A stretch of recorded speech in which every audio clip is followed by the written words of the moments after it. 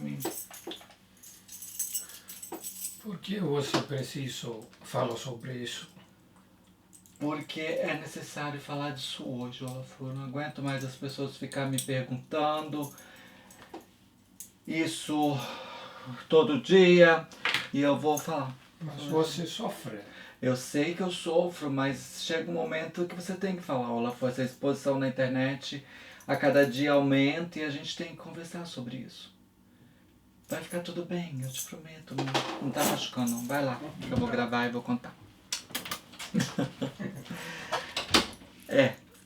Essa exposição na internet às vezes machuca. A cada dia que a gente fica mais conhecida, mais perguntas que machucam acontecem.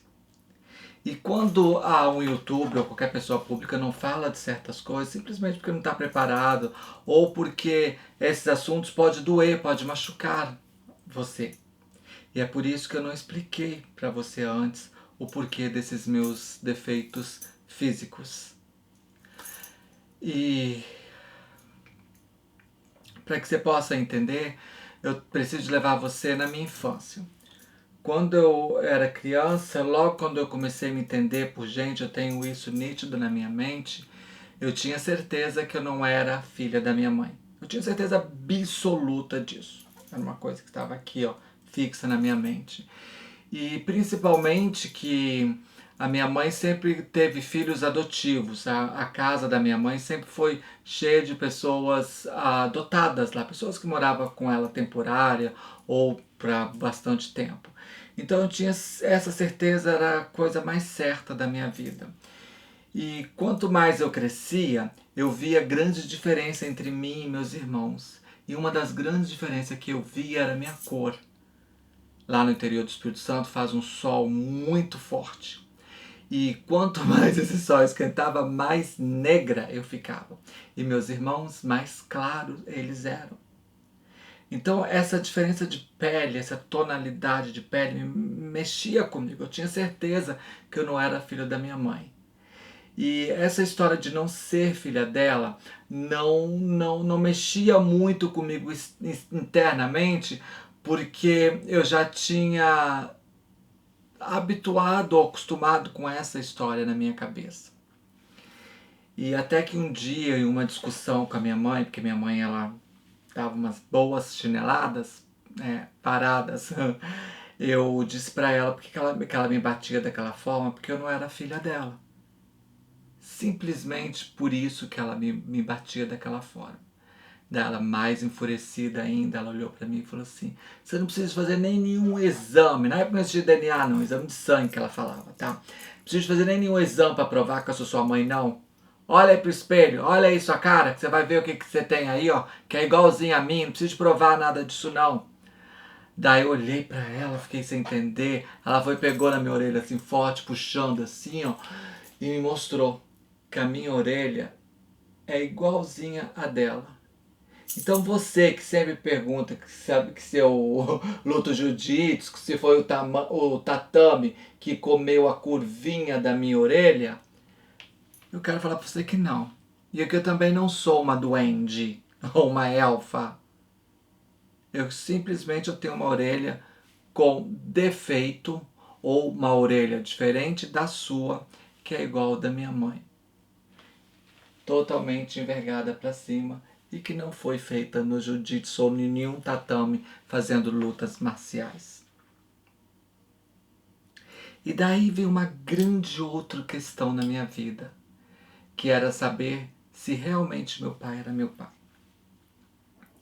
E minha mãe, ela, mais do que depressa, nesse mesmo dia da orelha, ela pegou e falou assim: e o seu pai é o seu pai, que também não precisa de fazer exame nenhum. É só você olhar as suas mãos que você vai ver que você tem o mesmo defeito que o dele. Sim, os meus polegares são diferentes. Quando eu era criança, me chamava de dedo de cabeça de cobra. Nossa, era um monte de apelido ligado ao meu dedo e à minha orelha. E o que acontece com esse dedo aqui? Ele é igual ao do meu pai. E do meu pai, ele teve o dedo cortado no laço, o meu nasceu achatado. Então nesse dia minha mãe, muito furiosa, muito zangada comigo, ela me provou dessa forma que eu era filha dela, com certeza. Claro que com o passar dos anos eu fui entendendo mais o meu DNA, eu fui entendendo mais os meus irmãos, as minhas irmãs, daí eu fui reconhecendo neles característica ou personalidade que eu também tenho, igual a minha mãe tem, e todos nós parecemos iguais, entendeu? E essas características a gente só entende quando a gente fica adulta. Talvez quando é criança a gente se questiona muito, e quando vem de uma família como eu vim, com uma mãe tão rígida, tão séria, dessa forma, do jeito que ela era, não conseguíamos ter um diálogo tão aberto, tão claro com ela.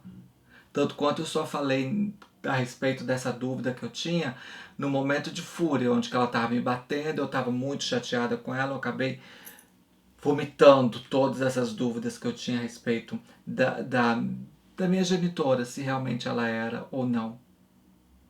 Agora tem uma outra coisa, que essa coisa me machuca muito mesmo. Que sempre quando vocês verem, vocês me perguntam. Aí você fala, mas machuca de fazer você chorar? Eu falei, não, não é isso. Machuca do que eu tenho que ficar respondendo. Então esse é o motivo que eu vou falar agora nesse vídeo, porque quando alguém perguntar ou se você lê no comentário aí, eu não vou nem mais deletar. Eu só indico o vídeo daqui, até a pessoa vem cá e vê esse vídeo e vai entender. Que é o porquê que a minha língua é cortada. Tá vendo? Esse corte na língua foi uma brincadeira de criança. E como eu te falei, eu morava no interior do Espírito Santo, e minha mãe nem por um momento ela pensou que eu teria que me levar para o hospital, numa cidade, para poder costurar, para dar ponto, para cicatrizar. Ela tinha certeza que a língua ia cicatrizar, era assim que a gente era criado. Talvez porque ela não tinha condições nenhuma de poder me levar para o hospital para costurar minha língua. E foi por isso que minha língua ficou defeituosa, assim. Defeitos físicos, se você olhar, de repente você vai achar mais e mais e mais e mais. Um monte. Agora eu queria te chamar a atenção hoje para olhar a minha qualidade. O que você acha que eu tenho de bom? O que você acha que eu tenho de tão extraordinário que faz você vir aqui assistir esse vídeo até esse momento?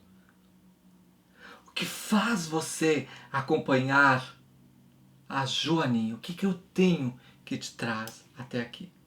Eu acredito que não são os meus defeitos físicos, ou não são essas coisas que você pensa que são negativas a meu respeito, que faz você vir aqui me seguir. Será que é porque a minha orelha é de duende e eu posso fazer algumas mágicas? Será que é porque é meu dedo? Ou será porque é minha língua é cortada? Será que eu não tenho nenhuma qualidade que faz você me admirar, que faz você querer me acompanhar? Eu não gosto, eu não vivo de rótulo. Então, por mais que você veja defeitos em mim, procura coisas e coisas erradas que você acha que existe em mim, eu quero falar para você que eu, Joana, aprendi a ver as minhas qualidades. Aprendi a viver com a minha orelha, com o meu dedo, com a minha língua, do jeitinho que é, sem tirar nem pôr. E quando eu aprendi a viver comigo mesma, olha como foi tão bom, que todas essas coisas e muitas outras ficaram lá para trás. E coisas que ficaram lá para trás eu não trago para cá. E eu trouxe hoje simplesmente para você entender que nem tudo a gente quer falar aqui no canal. A gente fala quando se sente preparada, segura de si. Tchau, até amanhã e obrigada por você ter me ouvido hoje.